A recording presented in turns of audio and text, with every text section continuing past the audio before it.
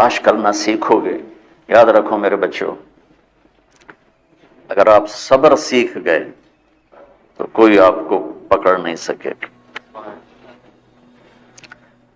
یہ جو ریسنگ گاڑیاں ہوتی ہیں نا، فراری اور مختلف ان کے نام ہیں، مشہور فراری ہے، اٹلی میں بنتی ہے، لیمبرگینی، یہ دونوں بنتی ہیں وہاں اٹلی میں، اور اس میں جو آدمی جا رہا ہو اس کے لیے سپیڈ لمٹ کی قید کوئی نہیں، ورنہ سب گاڑیوں پہ 120 کلومیٹر پر کے اوپر جائیں گے تو جرمانہ ہوگا، لیکن جو آدمی لیمبرگینی میں جا رہا ہے یا فراری میں جا رہا ہے اس کے لیے کوئی جرمانہ نہیں، چونکہ وہ یوں کرو تو 1 سیکنڈ میں وہ 120 پہ چلی جاتی، صرف اتنا کرنے سے شو ایسے جاتی۔ تو میں آپ کو ایک لیمبرگینی دینا چاہتا ہوں، فراری 8 کروڑ کی ہے، فراری 8 کروڑ کی گاڑی ہے فراری۔ کئی دفعہ وہاں جب جاتا ہوں تو کوئی نہ کوئی بٹھا دیتا ہے، یہ آپ کو ذرا سیر کرائیں، وہ ہمارے کو تو شوق کی کوئی چیز ہے نہیں، وہ نوجوانوں کے شوق کی چیز ہے۔ تو 8 کروڑ کی گاڑی ہے، میں مفت آپ کو دے رہا ہوں، وہ ہے صبر۔ آخرت کے سفر میں اگر تیز چلنا چاہتے ہو اور سب سے آگے نکلنا چاہتے ہو تو صبر کی فراری پہ سوار ہو جاؤ، تمہیں کوئی پکڑ نہیں سکے گا، تمہارے کوئی قریب بھی نہیں آ سکے، کہ دنیا میں صبر کرنے والوں کا قحط آ گیا۔ بڑے بڑے علماء ہیں اخلاق سے خالی، بڑے بڑے علماء ہیں صبر جانتے ہی نہیں، اور پورا معاشرہ، سر علماء تم کل کے علماء ہو اس لیے علماء کی بات کر رہا ہوں، ورنہ پورا معاشرہ میرے بچوں صبر سے خالی ہے۔ تم سیکھو۔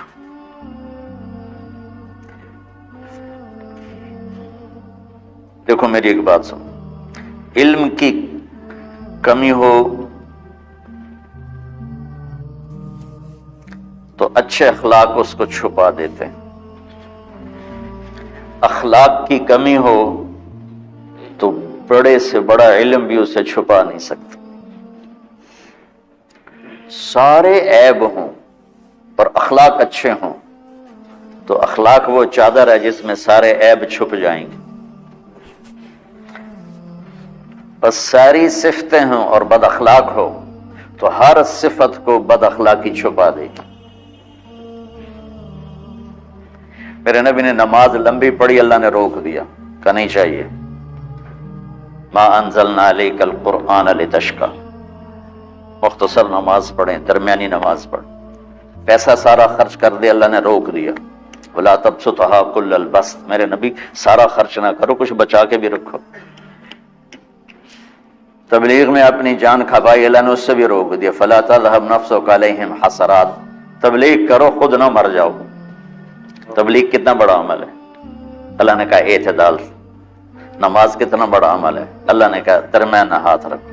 مال خرچ کرنا کتنا بڑا عمل ہے، اللہ نے کہا درمیانہ ہاتھ رکھو۔ جب میرے نبی نے اخلاق میں بلند پرواز دکھائی تو اللہ نے کہا شاباش انک لعلی خلق عظیم، میرا نبی میں آپ کو شاباش دیتا ہوں، آپ کے اخلاق بڑے عالی شان۔ یہ نہیں کہا کہ اتنے بھی ذرا تھوڑا اکھ بھی کھائی کر کو کوڑا ہویا کر۔ تو تم مولوی بڑے غسیلے ہوتے ہو، تم میرے بچے بیٹھو نا اس لیے بات کر رہا ہوں، صبر نام کی شے ہی نہیں ہوتی۔ فقہ پڑھنا تو ہماری مت ماری جاتی، قرآن کو بھی فقہ کے انداز میں پڑھتے ہیں، حدیث کو بھی فقہ کے انداز میں پڑھتے ہیں۔ بخاری سے زیادہ امام بخاری پڑھاتے ہیں، ترجمۃ الباب پہ اتنا وقت لگا دیتے ہیں کہ حدیث جو اصل چیز ہے اس کی طرف توجہ نہیں جاتی۔ امام بخاری کی کتاب کا مقدمہ کوئی نہیں، تو اس پر جب بخاری شروع ہوتی ہے تو ہفتہ اس پہ سبق چلتا ہے کہ امام بخاری نے مقدمہ کیوں نہیں لکھا، جی میں سارے مل کے آئے امام صاحب نے تو گلاں کی جان. میں اس کا اتنا آسان 1 منٹ میں اس سارے سبق کو ختم کر دیتا ہوں بخاری شریف کے، کہ دیکھو بھائی امام صاحب کا دل نہیں کیا مقدمہ لکھنے کو، اس لیے انہوں نے نہیں لکھا. گلموں ایک حدیث کے عنوان اور حدیث میں جوڑ نہیں تھا، تو شیخ رمزی بہت بڑے فاضل آدمی ہمارے فیصل آباد، میں نے کہا شیخ یہ جوڑ کوئی نہیں، کہ شیخ ھذا من اصعب ابواب البخاری، یہ بخاری شریف کے مشکل ترین ابواب میں سے. میں نے کہا بڑا آسان کام ہے، امام بخاری بھول گئے، ترجمہ کوئی اور تھا، حدیث کوئی اور لکھ دی، بھول گئے، بشری تو ہیں، کیوں بچوں نے مصیبت چ پان دے. تو بچوں شوق سے جاؤ، بہانے نہ کرو.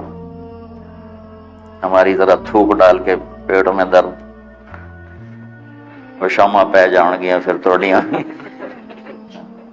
ٹھیک ہے نا، میں زیادہ بول نہیں سکتا ہوں، ضروری سمجھ کے آیا تھا کہ تم خوشی سے جاؤ.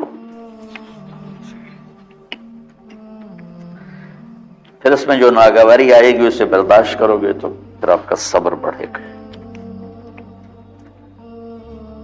تمہیں صرف میری شہرت نظر آتی ہے،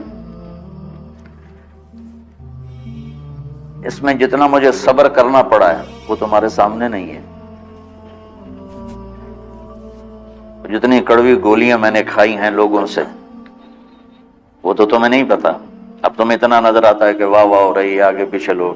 میرے اللہ کا کرم ہے، میری کیا اوقات، آج ہوں کل مر جاؤں گا، اولاد کو بھی یاد نہیں رہے گا کہ طارق جمیل کون تھا. جو ہے اس میرے رب کا کرم ہے. مجھے اپنی شہرت سے کبھی دھوکہ نہیں لگا. تو میرے بچوں اس لیے بتا رہا ہوں، کوئی فخر نہیں، کہ مجھے اپنی شہرت سے کوئی دھوکہ نہیں، ایک لمحے کے لیے بھی مجھے دھوکہ نہیں.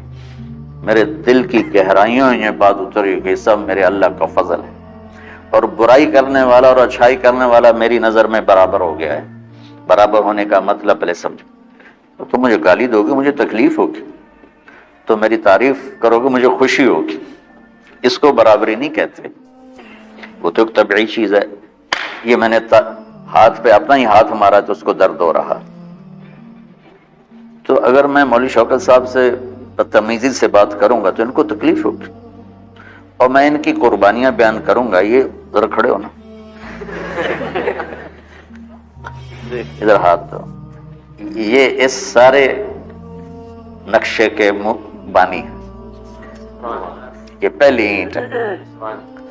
یہ 3000 روپے اس وقت لے رہے تھے 1985 میں 86 میں کراچی.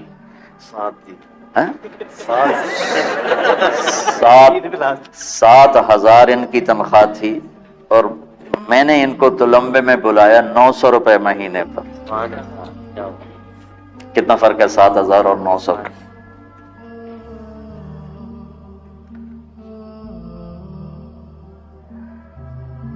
لوگ میری تعریف کرتے ہیں، میں اللہ کا شکر ادا کرتا ہوں، اور اس پہ میں تکبر میں نہیں آتا. یہ ہے مدح اور ذم برابر ہو جائے، یعنی تعریف کرنا اور برائی کرنا برابر ہو جانے کا مطلب یہ نہیں ہے کہ برائی کرنا سن کے اثر نہیں ہوتا اور تعریف سن کے اثر نہیں ہوتا. نہیں، برابر ہونے کا مطلب بتا رہا ہوں.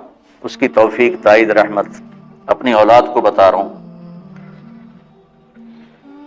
کوئی میری تعریف کرتا ہے میں اللہ کا شکر ادا کرتا ہوں اور اپنے آپ کو بھولتا نہیں. کوئی میری برائی کرتا ہے تو میرے دل میں اس کے لیے کوئی منفی جذبہ نہیں پیدا ہوتا. یہ ہے اچھائی برائی کو برابر کر دینا. کہ میرے اوپر مختلف الزام لگتے ہیں تو میں ان کو پی جاتا ہوں، اور اس طرح کا معاملہ کرنے والوں سے اپنے دل کو بالکل صاف رکھتا ہوں، بالکل صاف. اور میرا ان سے معاملہ اسی طرح ہوتا ہے جیسے آؤ جی، اپنی وجہ سے کبھی کسی سے قطع تعلق نہیں کرتا. تو بچوں، صبر بہت بڑی دولت. یہ تمہاری تبلیغی زندگی میں بھی کام آئے گی، علمی زندگی میں بھی کام آئے گا. جب تم گھر والے بنو گے، شادیاں ہوں گی، اس وقت یہ کام آئے گا. ٹھیک ہے؟ اب بہانہ تو نہیں کرو گے نا؟ خوشی سے جاؤ گے نا؟ چلو، السلام علیکم.